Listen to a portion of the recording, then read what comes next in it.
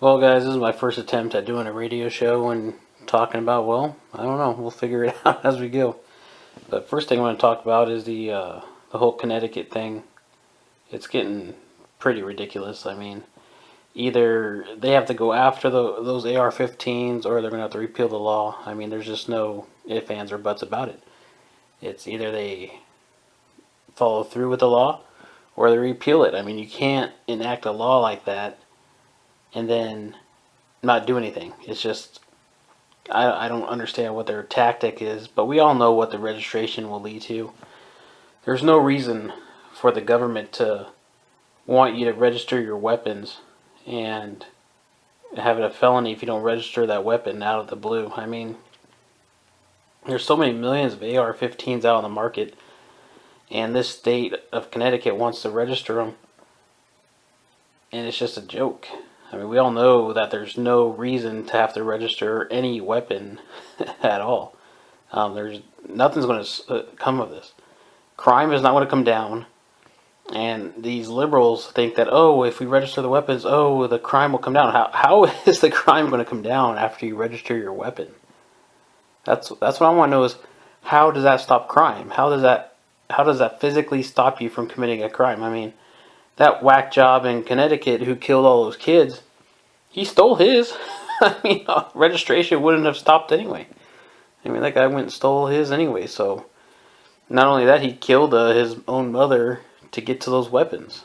So I don't understand the logic of registering them. And then plus, on the other hand, the state outlawed the new sales of AR-15s, but we already see gun manufacturers starting to get away from the ARs, like with the New York, and they have those new semi-autos that look like an AR-15, but they're not an AR-15. But we, as gun owners, should have stopped this right when they started banning AR-15s. I mean, banning a certain type of weapon isn't going to stop people from committing crimes. I mean, people think these mass shootings are just, oh, this is because you can own a gun. I'm like, no. Up until 1934, you can order a fully automatic Thompson submachine gun over the mail. Like, you can order it and have it delivered to you with no background check at all. Even in the 1860s, you had the cap and ball revolvers. I mean, you didn't see no kid take his dad's two Colt pistols, the cap and ball revolvers, the two 6-shooters, and go to a school with two revolvers and just start shooting everybody in his class. I mean, it didn't happen. You know, and you didn't even hear about it in the 20s or 30s. You had a lot of mafia people killing people in the 30s and 20s and blah blah blah because of prohibition and the organized crime and all that crap. But you didn't hear about some kid taking a gun to his high school or his junior high and shooting everybody. Back in high school, my grandparents and parents would tell me that they had a shooting team. They go out with 22s and they had shooting competitions at the school with 22. So you bring your 22 to school and shoot competitive with it. Nowadays, you take a 22 to school, people be freaking out. It'd be all over the news. Oh my God, they have a shooting team at their high school. Oh my God, what are we going to do? It's just gotten so, I'd say retarded, but it has. I don't know how to describe the stupidity of these people who think that, oh, well, if we ban the AR-15 and if we ban magazines over 10 rounds, all of a sudden everyone's, oh, we'll all just be nice to each other. You can't legislate safety, and I don't understand why they think criminals are going to obey the law. When a criminal kills somebody, regardless of what they use, it's already against the law. It's already on the books that you can't kill someone. So even if you take away the guns, people will still kill people, okay? It's already against the law. And these people think that by writing a law, that is just, oh, now everyone's going to obey that law. Like, no magazines over 10 rounds. Oh no, I have to turn my magazine in. It's not going to work. And I don't know what it is, but also I think the kids of today are just, I don't know why they're committing these crimes. They go into these schools and shoot everything up because it wasn't heard of, Even in the 40s and 50s, you don't hear about this. And I honestly think it is the parents' problem I don't think kids get punished enough at home. I see kids when I'm out walking around in stores and shopping malls. I see these kids just running around doing whatever they want. They yell, scream. The parents, I think it's funny. I love the parents. Like they plead with their kid to be quiet. Like, please be quiet, please behave, and they keep saying please. I'm like, tell that kid to be quiet. And they don't be quiet, slap them upside the head. That's what my parents did to me. I acted up in the store. I would get one warning, say be quiet. I wouldn't get told or asked, please be quiet. I would be told to be quiet. And then if I didn't be quiet, my dad wouldn't even say another word. He'd come up, slap me upside the head, and I'd shut up real quick. And after a while, my dad would tell me to do something one time, and after that one time, I would just shut up or do whatever he told me to do. And I learned real quick that I was not in charge of the situation. My dad was in charge of the situation. These kids, they do whatever they want, and it's just, I think it's ridiculous how the parents ask them, please be quiet. Oh, you please go to bed. Oh, please go brush your teeth. I'm like, what? It's like when you say please, it's like you're giving them a choice. They can say no, I don't want to. It's like asking someone, hey, can you please move your car? They'd be like, I don't want to move my car. Or hey, please, can you please move? Like, oh, I don't want to move. You tell them to do it. You don't. Please is like asking nicely, hey, could you go brush your teeth? And no, the kids would be like, no. So I think parents have gotten really weak and just kind of way too relaxed. This new generation kid. I mean, I'm only 29 years old, and I grew up where my parents used to give me the belt, and I probably deserved it. There's some things I did where I needed my ass beat, but I think if my parents let me do whatever, I would have grown up doing whatever, and eventually I would be like, oh, what? Oh, that's illegal? Oh, well, I had no morals growing up, so I don't know. I just do whatever I want. But a lot of these kids, they do whatever they want. I mean, just the other day, I was in a store, and two kids ran straight into me. I mean, probably about 6 and 7 years old. They ran, I mean, full speed, just pow, right into me. And I yelled at the kids. I was like, excuse you, you need to stop running. And I looked at their parents, and I was expecting them to say something, but they didn't say nothing to me. And I don't know if it's because they didn't speak English or not, but I could tell that they were speaking, I think they were speaking Spanish. I wasn't 100% sure since I'm not fluent in Spanish. But they didn't say 2 words to me because they looked at me, and I stared right back at them expecting some kind of confrontation. But I'm not going to take it when some kids are just running full speed right into me, and it hurt. I mean, I was like, right in my gut. And I didn't even see him coming, and it just really pissed me off. And they didn't even apologize. That pissed me off even more, If I would have done that, my dad would have kicked my ass if I was a kid. He would have kicked my ass, made me apologize to the people I ran into, and then he would have said sorry to the people that I ran into and said, hey, I'm sorry for my kid. He's an idiot, That's what my dad would have done. And then my dad would probably ground me the rest of the day, too. But I would have learned after that day, don't run in the store. It's not a playground. But you see these kids just out of control, and I don't get it. For example, like my senior year of high school, one of my teachers actually got beat up at the school because some kid wanted to use a phone in the classroom, and she would let him use the phone. It was during, it was right between classes, right when you have that 5 minutes to get to your next class, and he wanted to use the phone, and she said no, and he assaulted her and beat her up.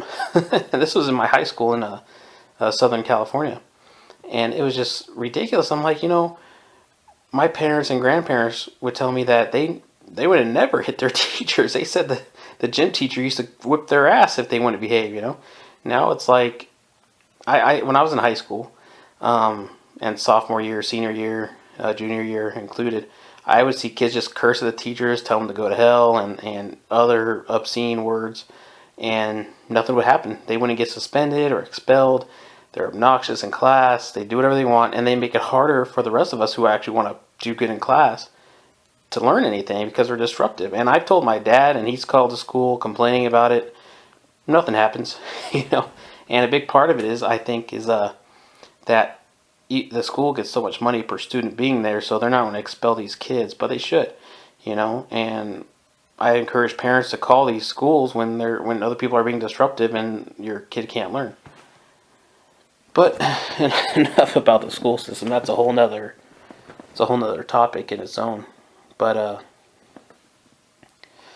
I live in Central Washington, and I guess here in Washington State they're going to allow I guess, short-barreled rifles. We're just waiting for the governor to sign it. It's been passed pretty much unanimously through the Senate, and we're just waiting for that. It should happen here within the next couple of days, so we'll be able to get our SBRs, which is, a $200 tax stamp, and then a 6-month wait.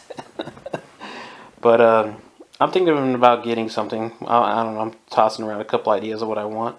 I just have to okay it with the wife, but she wants to get a pistol because she only has she has a 12 gauge and a 22, and she picked out both of those on her own. But she wants a Walther PPK, and I don't reload 380. So I told her, I was like, well, if you want a 380 pistol, you're going to be forking out some money. I tried to tell her to get a 9mm, but nope, she wants that PPK. So I guess I'm going to be dropping about $600 for one of them damn things, even though that costs more than my Glock 19 did. And yeah, I mean, it's a cool looking gun, but I don't know. I think the 380 is a little underpowered, but my opinion about carrying a gun is carry a gun. I don't care if it's a 22 or whatever. As long as you have a gun, you're doing a lot better than if you didn't have a gun. I mean, I know there's certain gun companies that I'd be really careful of from buying from that are shady, like the Saturday Night Special type guns and stuff like that. But if you get something that's a reliable weapon, like from a name company, like a Smith & Wesson or something, like or Colt, or from a one of those good name brand companies. As long as you carry it routinely, that's the most important part, is carrying it all the time. So I mean, if she wants the 380 and she carries it all the time, then so be it. I mean, you pull a gun on somebody in self-defense, all of a sudden, that person's going to think twice whether you're carrying around a little 22 pistol or a 25 auto. Just pulling out that gun on somebody's like, oh well. This ain't going to be as easy as you thought it was. So just having a gun is the first rule in carrying a gun, is just to have one. Yeah, but I don't know. So I just recently moved to Spokane, and I really enjoy being here. There's a lot of cool stores here. I was living in Moses Lake area, and I couldn't stand it. I come from the cities, and I've lived in cities most of my life, and to move into a town with around 20,000 people it was a nightmare. There's nothing to do, and now I know why all these kids were doing drugs and stuff. I felt sorry for them. I'm like, there's nothing for you guys to do. There's shooting. You can do a lot of shooting out there, but beyond that, I mean, you got like nothing for kids. I mean, you got the bowling alley with that little wannabe arcade, and then in the wintertime they had a skating rink, and that was about it. But in Spokane, the kids have a lot more to do. And even I found out there's a lot more to do. Like, I like riding my mountain bike, and there's a lot of trails around here, and it's just, everything seems to be pretty cool. When I moved over here, people were like, oh, the crime. I'm like, yeah, I grew up in LA County. There was crime all the time. I would hear gunshots on the weekends, from the gangs shooting at each other, and it was pretty normal. Here, I have yet to hear gunshots, so I actually kind of like it, but we'll see how the summer ends up if we hear gunshots or anything like that. And the crime, it's not as bad as I thought it would be. You hear about this and that going on, but all cities have their problems. Well, I don't know what else to talk about, you guys. Nothing going on. I cleaned out the 1022 today, and I don't know what it is with 22s. Even though if they're easy to take apart, they're a pain in the ass to clean. Like the 2245 is just, I hate cleaning that thing. It's like a project. Taking it apart, put it back together. It's not as easy as like some of the other guns, like your AR-15s. Those are so easy to take apart and clean. It's not even funny. Or even a bolt action rifle. Like I got 3 Mosin Nagants, and those are just so simple and easy to clean. It takes me about 15 minutes to clean a Mosin, and that's going slow. Speaking of Mosins, I got two 9130s. One of them was made in 1938. The other one's a 1930. And the 1930 is a collectible. I'm keeping that because it's 9130 made in 1930. And then I have a 9159, which I love. That thing is just awesome. It's a chopped down 9130. And I think they should have done that to all the Mosins after World War II, I think they should have chopped them all down into carbines. It's just, you know, you have that range of like what 2,000 meters on that site, and that was for a volley fire at long distances. They didn't need it. I think if they chopped them all down the carbine size, it would have been a better platform out to a couple hundred yards. You know, I mean, you don't see M1 Grands trying to shoot out to 2,000 yards. It just didn't need to happen. And when they chopped them down, it made it to a heavier barrel, and that 9159 shoots really, really good. Now the 1938, I might sporterize that and send it in and send it off to get chopped down into a 22-inch barrel and put a turn down bolt with a refinished, like a nice stock on it, nice wood stock, and then put a 3x9 optic on it. But do it the right way. I don't want to put a scout scope on there. I want to put a real scope on there. But I want to get it professionally done. I don't want to have it look like it's half-assed. I've seen guys do them in their garage where they do the home gunsmithing, and it just looks awful. I'm like, that just looks like crap. Like, yeah, it shoots good. I'm like, yeah, but it doesn't look good though. It looks like crap. I want one where I get it done and it's done, and it looks nice and it shoots good and it's awesome. I you know, that's what I'm gonna do with my 1938 Mosin. It shoots really nice. I hate to do it, but I got 3 of them, and I'm like, you know what? I would get more enjoyment if I sporterized one and actually put a 3x9 scope on there and had something that I could even go hunting with. And so that's what I want to do with that one. But it costs money, and like I said, my wife wants her pistol, so I'm going to probably have to get her pistol before I can do any projects like getting an SBR or getting that Mosin Nagant sporterized. But if it does get sporterized, then you know I'll definitely do a video on it. But I don't know if you guys want to hear me keep rambling on. If you're still listening at this point, I think that's pretty admirable. Make sure you subscribe, you know, if you want to hear more of me just rambling on about nothing. But anyway, I got a job doing armed security, and my wife does, she works in the medical field, and so we moved over here because, to Spokane, because she got it was almost a $3 raise. It was like $275 pay raise for her to move over here, and the cost of living is almost the same as it was in Moses Lake versus Spokane. So for us, it was a no-brainer, you know, for that much more money. And then I'm doing a part-time armed security, so we're doing pretty good with that. So we really like Spokane. I don't know if anyone's ever lived here. I know Nothing Fancy. He lived in Spokane, you know. And there is a gun range here, but it's $100 a year for the family. I have yet to go. It's supposed to be like they have a pistol pit out to 25 yards, and they have a 100-yard and 200-yard shooting range. But I have yet to go over there and check that out, but we just don't have the money for that right now. Like I said, we just moved here, so we had a lot of moving expenses and getting a place, putting a deposit down on our place, getting your first month's rent, and then 2 weeks later we had to pay a full month's rent. So, and then our landlord from our previous place, she's just now getting back to us about how much money we're getting back from that place from our deposit, and we're going to get the week's worth of rent too from that, since we didn't stay the full month. So so money's just been kind of tight right now, and the wife is still waiting for her first paycheck. I think comes in this coming up Friday. So, but we like Spokane, and you know, we look forward to being here for a while.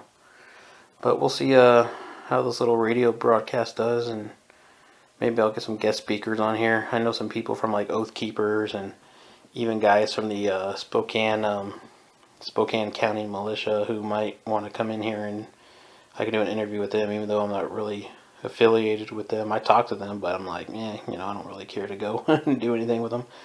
But I could probably definitely get a interview with them. So yeah, guys, let me know your thoughts and opinions on what I was going over, and we'll see if next month maybe I'll do another radio broadcast. So I'll see you guys later.